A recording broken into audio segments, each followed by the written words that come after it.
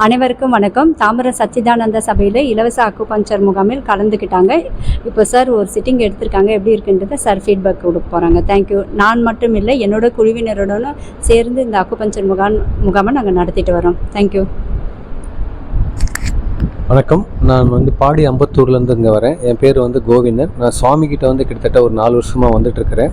இப்போ இங்கே கொஞ்ச நாள் அந்த அக்குபஞ்சர் முகாம் நடத்திட்டு இருக்காங்க. எனக்கு என்னென்னு கேட்டிங்கன்னா, இந்த கை இந்த இடத்துல வரும், இந்த இடத்துல வலிக்கும். இந்த ஃபோனை கூட இப்படி எடுக்க முடியாது, அவ்வளோ வலிக்கும்.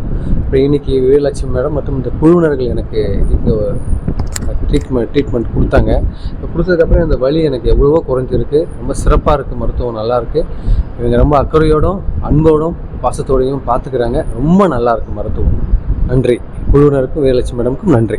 சரி, வரலட்சுமி. அது இல்லாமல் எவ்வளோ நாளாக இருந்தது சார்? இது ஒரு 8 மாதமாக இருந்தது. எனக்கு 8 மாதமாக இருந்தது. ஆனால் இன்றைக்கி எவ்வளோ நல்லாயிருக்கு. எனக்கு ஒரு 95% குறைஞ்ச மாதிரி நான் ஃபீல் பண்ணுறேன்.